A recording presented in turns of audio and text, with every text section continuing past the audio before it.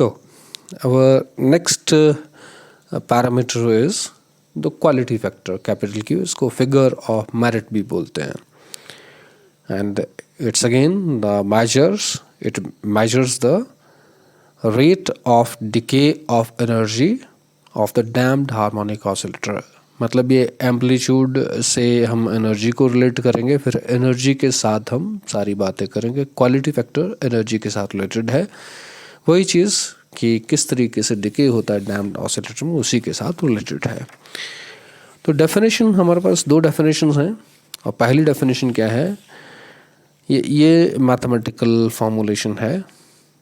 तो quality factor is defined as 2 pi times, देखिए 2 pi times ये टर्म आपके पास आ गई, इसके साथ मल्टीप्लाई करना है तो 2 pi times the ratio of the energy of the oscillator at any instant.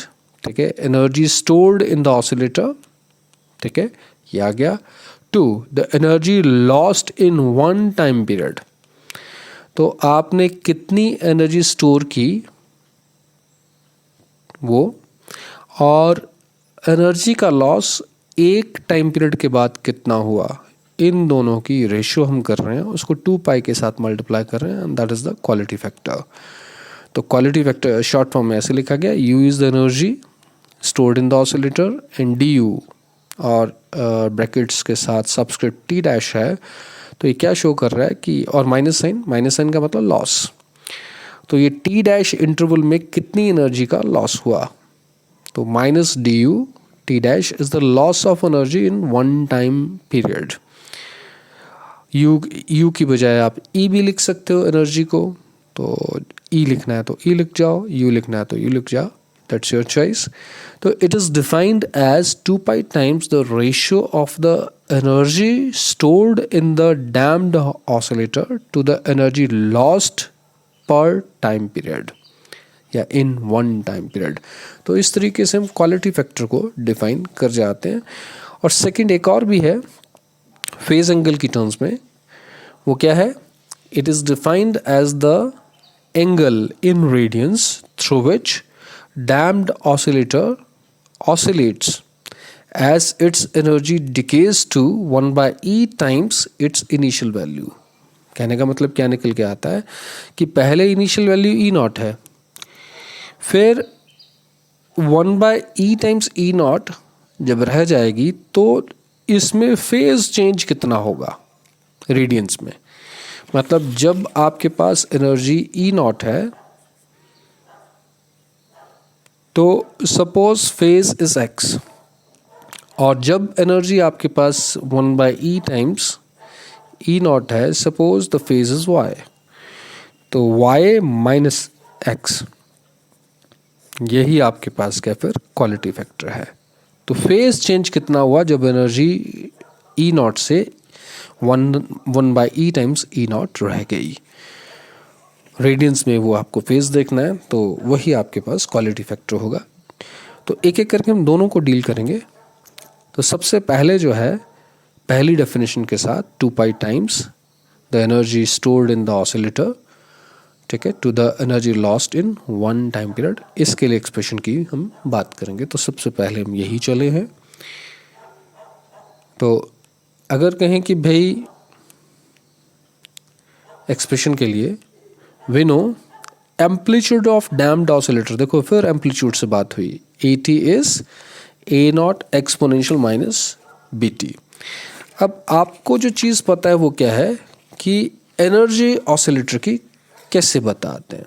आपको पता है एनर्जी ऑसिलेटर की हम कैसे बताते हैं, it is directly proportional to amplitude square. ठीक है, तो अगर मैं एम्पलीट्यूड की बात करूं, एम्पलीट्यूड आप बता चुके हो. ठीक है, और एट एनी इंस्टेंट की बात करते हैं तो आप इसको AT लिख सकते हैं. उसके बाद जो कांस्टेंट प्रोपोर्शनैलिटी है, इसको आप क्या कीजिए, इसको आप K लिख जाइए, तो KAT स्क्वायर. तो इट इज़ द एनर्जी, और AT आपके पास क्या है, A not exponential minus BT. तो अगर मैं इस वैल्यू को यहाँ सब्स्टिट्यूट कर देता हूँ तो मेरे पास एनर्जी क्या मिल जाएगी, हमारे पास एनर्जी मिल जाएगी K A naught exponential minus B T इसका स्क्वायर। तो जब स्क्वायर करेंगे तो क्या बनेगा, ए नॉट का A naught square exponential minus B T का स्क्वायर एक्सपोनेंशियल माइनस 2bt के कांस्टेंट है, और ये एनर्जी के लिए एक्सप्रेशन हो गया। ये स्प्रिंग कांस्टेंट नहीं है, ये इसका एनर्जी का जब रिलेशनशिप कर रहे हैं तो ये कांस्टेंट निकल के आ रहा है। ये कांस्टेंट हमने एज्यूम किया बेटा। तो आपके पास जो एनर्जी है that is K A naught square exponential minus 2bt के कांस्टेंट प्रोपोर्शनैलिटी। और अगर मैं टी को ज़ीरो कर दूं, इस केस में अगर मैं टी को ज़ीरो कर दूं, यहाँ अगर मैं टी को ज़ीरो कर दूं तो क्या बन जाएगा, K A naught square exponential zero exponential 0 1। तो इनिशियली जो भी आपके पास एनर्जी है उसको मैं क्या कर दूंगा, ई नॉट। तो इसको मैं क्या लिख सकता हूँ, इट इज़ ई नॉट। तो E equals to E naught exponential minus 2bt, ये आपके पास एक्सप्रेशन बन जाएगा। तो ये E equal to E naught exponential minus bt। तो हमारा पहला काम हो गया, energy stored in the oscillator at any instant. तो वो क्या है, ई नॉट एक्सपोनेंशियल माइनस 2bt। अब what is the change in one time interval, तो हम इसका डिफरेंशियल कंसिडर करेंगे। तो अगर मैं इसका डिफरेंशियल कंसिडर करूं, डी ई नॉट कॉन्स्टेंट है, अब इसका डिफरेंशियल कंसिडर करना है तो एक्सपोनेंशियल टर्म का वैसे ही रह जाता है, एक्सपोनेंशियल माइनस 2bt लिख दिया, और जो एक्सपोनेंट है इसका डिफरेंशियल साथ में मल्टीप्लाई करेंगे। तो माइनस 2b ये कांस्टेंट है इंटू टी का डिफरेंशियल दैट इज dt। तो D is the change in energy, ठीक है, इन टाइम इंटरवल dt। ये आपने थोड़ा सा इस तरीके से रिलेट किया। और अगर मैं dt को टी डैश कर जाऊँ तो वही चीज़ हो जाएगी, दैट इज डी ई।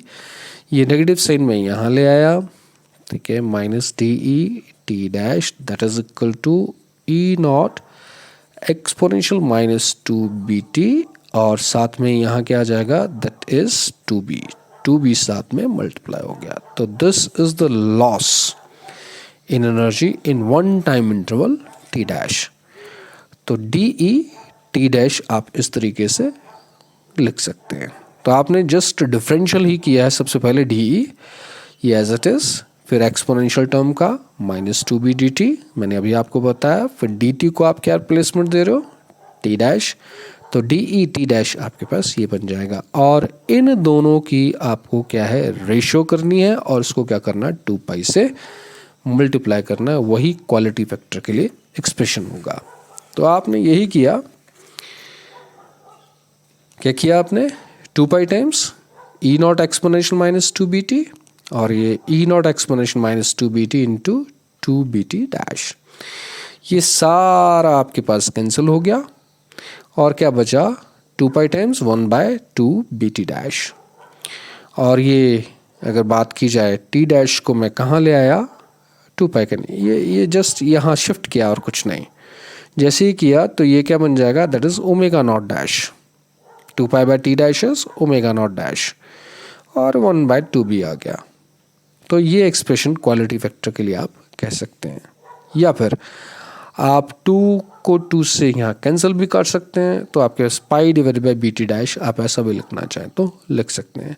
अगर टी डैश की टर्म में रखना है तो 2 से 2 कैंसिल कर दो, और अगर ओमेगा नॉट डैश की टर्म में रखना है तो 2 यहाँ कंज्यूम हो जाएगा, ये 2π/t डैश में ये 2π का जो 2 है वो कंज्यूम हो जाएगा, तो कैंसलेशन हम नहीं करेंगे। तो omega naught dash divided 2b ऐसा रह जाएगा। अब अगर ऐसी बात है तो 2b की वैल्यू क्या होती है, r/m मैकेनिकल ऑसिलेटर के लिए, कैपिटल L इलेक्ट्रिकल ऑसिलेटर के लिए। जब आप ये 2b की वैल्यू यहाँ सब्स्टिट्यूट कर देंगे, r/m, 2b की वैल्यू सब्स्टिट्यूट कर देंगे r/l, ठीक है, ये आपके पास ये एक्सप्रेशन है। 2b की value that is r/m substitute कर दी, और 2b की वैल्यू r/l, तो r/l सब्स्टिट्यूट कर दी। ये आपके पास एक्सप्रेशन आ गया मैकेनिकल ऑसिलेटर के लिए, क्वालिटी फैक्टर के लिए, और क्वालिटी फैक्टर के लिए एक्सप्रेशन इलेक्ट्रिकल ऑसिलेटर के लिए ये बन गया।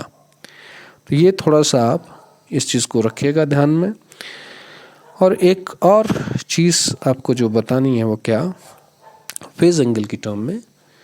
तो अगर मैं कहूँ एनर्जी ऑफ, ये एक्सप्रेशन आपके पास आ चुका है, ठीक है। अब फेज एंगल की टर्म में थोड़ा बात करने जा रहे हैं क्योंकि हमारे पास सेकंड डेफिनेशन भी है जिसको हमने क्लियर करना है। तो energy of damped harmonic oscillator at any instant is equal to E naught exponential minus 2bt। let t is the time during which energy decays to 1 by e times its initial value e naught। मतलब हमने phase change की बात अगर करनी है कि कितने time में energy 1 by e times initial value रह जाती है, तो पहले हम उसकी बात करें कि वो टाइम कितना हम मानेंगे। हमने माना t, तो t is the time during which the energy decays to 1 by e times its initial value। Initial value मतलब जब t 0 था तब आपके पास एम्पलीट्यूड कितना है, ई नॉट है। टी को यहाँ 0 सब्स्टिट्यूट करके देख लो तो E equal to E naught exponential 0, that means E naught. तो इनिशियल वैल्यू कितनी है, दैट इज ई नॉट। तो आफ्टर टाइम टी हम क्या कंसिडर कर रहे हैं कि it is 1 by E times E naught. अगर ऐसी बात है तो ई टी, हमने टी की वैल्यू टी रख दी यहाँ एक किस्म से। तो अगर ई टी की बात की जाए मतलब आपके पास जो है वो क्या है, that is E T, that is 1 by E times E naught. और ई आपके पास क्या है, that is E naught exponential minus 2bt। तो अगर मैं कहूँ कि भाई टी इक्वल टू 0 पर वो E equal to E naught आ गया। अगर मैं टी को टी कर दूँ तो यहाँ टी को टी ही सब्स्टिट्यूट कर रहा हूँ था, ठीक है। तो ई टी आपके पास ये हो जाएगा। लेकिन इस टाइम में एम्पलीट्यूड डिके कर चुका है क्या, 1 by E times its initial value.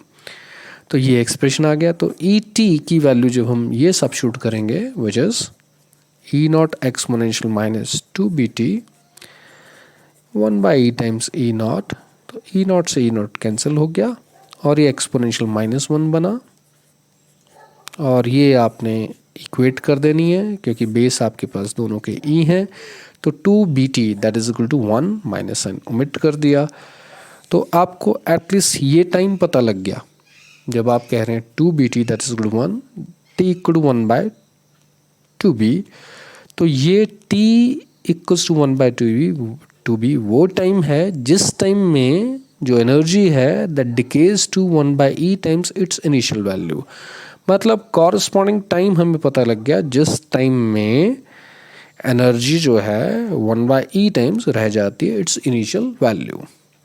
अब आपको फेज एंगल ही बताना है। तो फेज आप कैसे बताते हो, ओमेगा टी टाइप से। Omega is theta by T type, लेकिन ओमेगा यहाँ क्या है, ओमेगा नॉट डैश। तो what is the phase change, theta equals to omega naught dash T.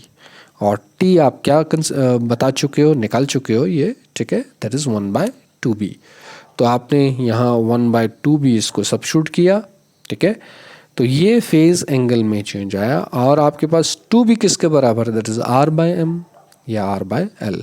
लेकिन आप एक्सप्रेशन देखिए, ये वाला एक्सप्रेशन जो आपने यहाँ डिराइव किया था omega naught dash divided by 2b, और ये वाला expression omega naught dash divided by 2b। तो ये एक्सप्रेशन दोनों सेम निकल के आए। इसका मतलब क्या निकल के आता है, क्वालिटी फैक्टर आप इस तरीके से बता सकते हो कि फेज चेंज, ठीक है, कितना हुआ during the time interval in which the energy decays to 1 by E times its initial value. तो वही फेज चेंज भी क्वालिटी फैक्टर के बराबर होगा। ये इस तरीके से हम इस चीज़ को बता रहे हैं। तो this is the same expression, ठीक है, omega naught dash divided by 2b। तो इस तरीके से आपने इस चीज़ को एक्सप्लेन किया कि ये दोनों तरीक़ों से आप इस चीज़ को एक्सप्लेन कर सकते हैं।